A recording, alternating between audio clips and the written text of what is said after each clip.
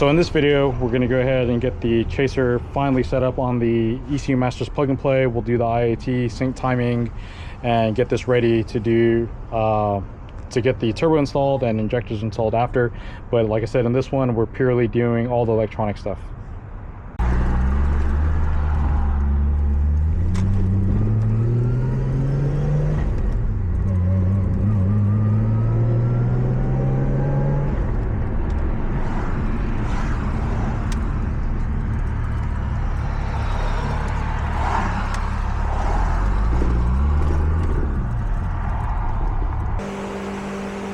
All right, so we finally got the plug and play adapter from ECU Masters. This is the thing, guys, this is not me talking trash or throwing shade or anything, but sometimes, man, it's a lot better just to let the people order this stuff for you. So had I actually ordered this, it probably would have been right. I'm human too, I mess up all the time, but there's a good chance I would have got this one right. And you know, the car wouldn't have been sitting a week not doing anything because there was like basically nothing we could do before we got this. But now that we have it, the next step is move the car out. We'll go ahead and start plugging this in, and then getting a base map together to get the car started. Now, do keep in mind that, you know, the base maps are only designed to start the car. They don't really do much else besides start the car. So we're gonna get the base map on it, get it all set up, and then at that point, I can actually start sitting down, wiring up the wideband, wiring up the IAT, you know. So last week we ran the vacuum line, and this is when we found out the plug and play adapter was bad. So I ran the vacuum line with the T, and I've got the EMU. It's just been sitting in here plugged in just to basically be an extremely expensive vacuum cap. So on the new EMU blacks, they switched from a micro to USB-C, which is a nice welcome change. They even gave us a little sweet plastic plug for it, which is kind of cool. All right, so we are going to go ahead and struggle to unplug this sucker because it's such a pain in the ass to do.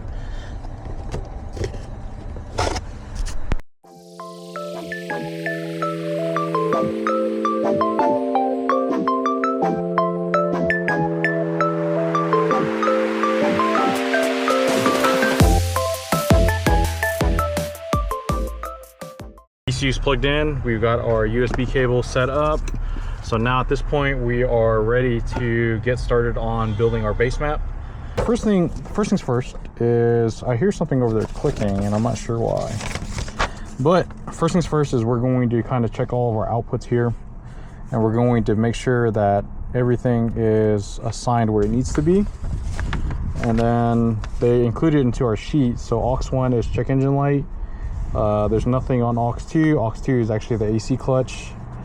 aux3 is the boost control solenoid. aux4 should be tach. aux5 is the fuel pump. aux5 is fuel pump. aux6 is VVT. Okay, great. And then according to this, there's a couple H bridges that should be for the idle valve, which is actually disconnected, and this car is wasted spark, so it should start.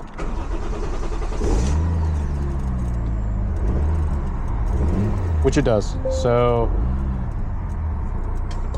now that we know that it runs, there's still a couple other things that we need to do, but for now I think we're pretty good here. We're going to go ahead and check these analog inputs here to see if there's anything that needs to be done.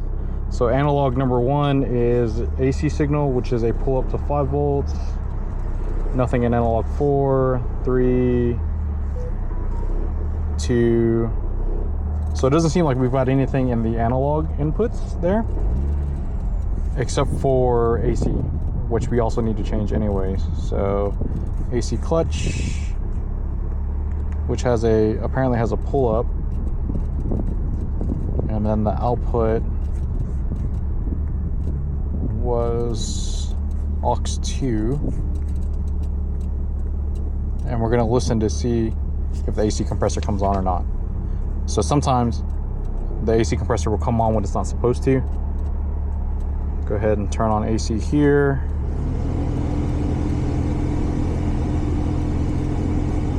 And I'm just going to double check here. There's a note here on the AC settings. And let's take a look at what it says.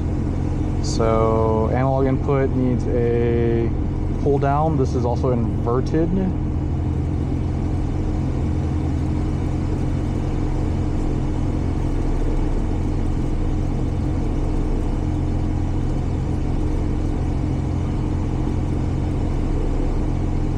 This needs a pull up.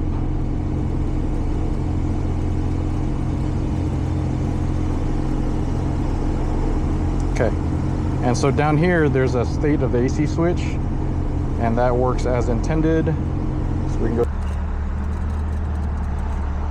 Okay, so now we've got the car running halfway. It runs decently. It's not by no means perfect. We've got a bunch of codes. We're going to have a bunch of codes because the wideband's not working and the IoT's not working. So we still have to sync timing. So we're going to go ahead and get that set up as well. So here's the wideband wiring that we ran last week here. We got this wire cut here. This wire is actually the fused power wire here. So we're going to reconnect this, and they've already pre-pinned this. So we're just going to remove the EMU connectors here, and we'll pin these back through. We're going to go ahead and start routing this wideband wiring though. We're going to go ahead and kind of route it through this underneath this vent over here, because you know, the ECU is going to live back here. So we'll go ahead and we'll route that through, and we'll start pinning this guy up.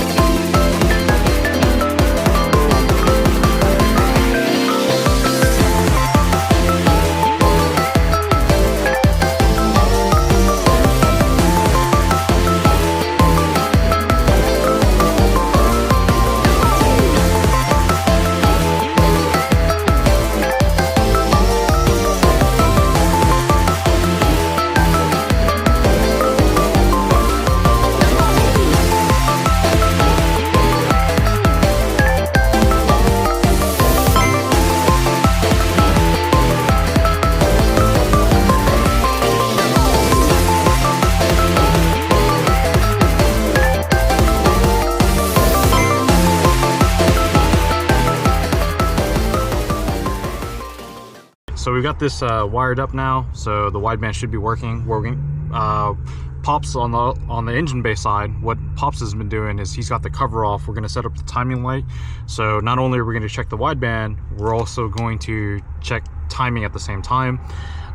So these wires here coming off the plug and play adapter, this used to go to the wideband heater for the factory wiring, for the factory O2. When we get done and we remove, you know, if we have to remove any more pins out of the plug and play adapter, I'll actually go back and I'll remove the pins out of on this side because they're not used, and it just makes it a lot nicer. You know, just trying to keep all the wires together, and just the ones that we don't need, there's no point to have them here, so go ahead and just remove them. You know, it takes 5 minutes of your time, but it ends up looking a lot cleaner.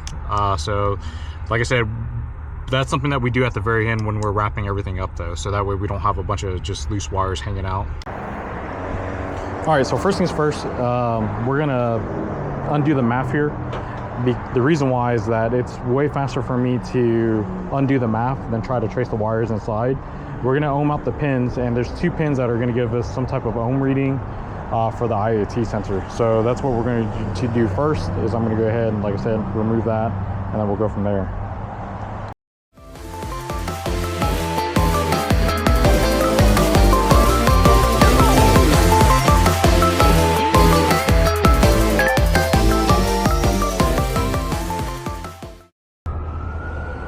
Okay, so going through the sensor again, the only 2 pins that give me like a reasonable reading is pins 2 and 3. And the reading on the ohm meter is relatively what I would call normal. So the IoT is unplugged on the ECU master, on the ECU side. And so the software defaults to 25 Celsius. So when I tap into those two wires though, the ones that correlate to what I have reading on the ohm meter of the MAF, is actually correct. So it's actually pins 2 and 3, which is this brown and red white wire is actually the IAT. And once they're plugged into here, the EMU no longer throws the check engine light for the IAT over there. So now that we know our two wires here, I'm gonna go ahead and just kind of go through this loom, this loom over here, and try to find the wires for the IAT. All right, so we got the IAT pinned up here. We put some heat shrink on this just to kind of give it a little bit of strain relief here, hopefully. And we're not going to clean up this entire thing just because we got to save the client a little bit of money on this stuff, but that doesn't mean that we can't do a good job of doing it. So what we're going to do is I've already isolated the two wires for the IAT wiring from the MAF. We're just going to tap it in along this. We'll give it a little bit of length just so that, because we're going to wrap it underneath the throttle body here.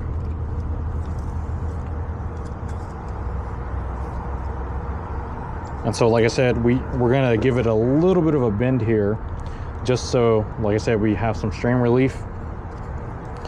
And we're just going to kind of measure out the wires, which, as you can see, are going to be right about here. So we'll go ahead and we'll trim this down, and then we'll get started on tapping this wire.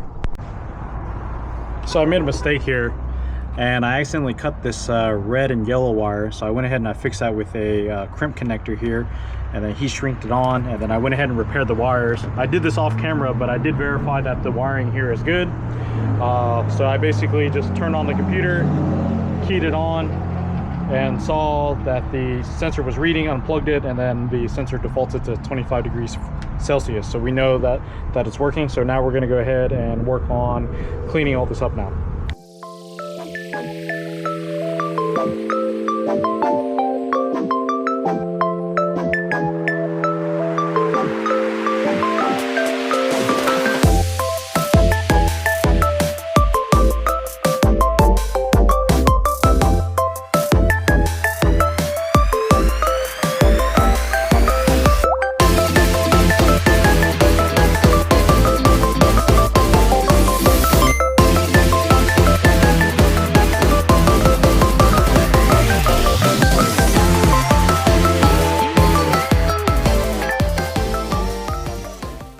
Okay, so we got it all wrapped up in Tesa tape, a little bit of extra just to keep it all nice and tight.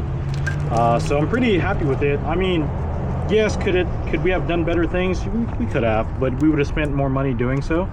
So I think overall it's going to be okay. So we've got it all Tesa taped up, got a little bit of heat shrink down here, and once we get the cover on it, it's going to situate it nice and tight down here. So I think that's pretty good right there. And then once the turbo stuff gets installed, then at that point we'll start we'll start with dealing with the rest of that harness. So for now, because the turbo is in fact coming off, I'm just going to leave this off. It's not going to hurt us from moving it in and out. The timing is already synced, so now I can just go ahead and throw that cover back on. So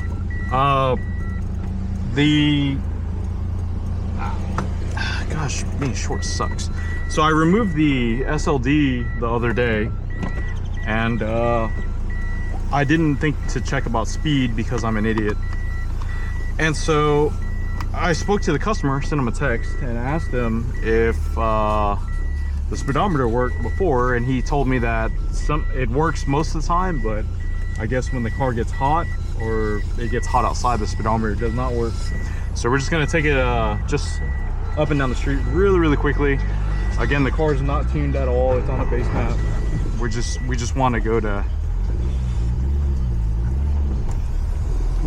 to test it really quick here to make sure speed works before we start wrapping everything back up.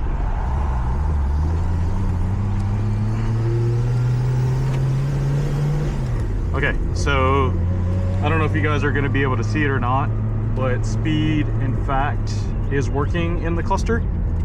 So that means that the wiring that I did on the SLD is good to go here, or the wire that I reattached is good to go. So we're gonna go ahead and turn this thing back around here. The other day, we noticed that the customer did not have a boost control solenoid.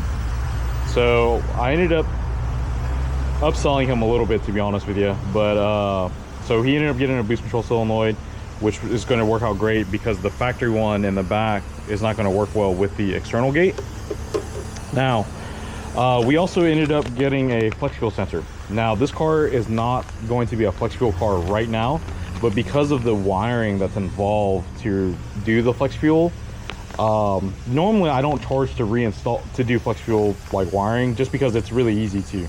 But the problem with the Chaser, as you guys know, is like getting to the ECU is a complete pain in the ass. So that's why we're going to go ahead and run the wiring for the flex fuel sensor. And you know, when we do the injectors, if there's an easy way to actually install mechanically the sensor, we'll go ahead and we'll do that. But you know, the customer, just like anybody else, is on an actual budget. So this is one of those things that, you know, we didn't think about at the time.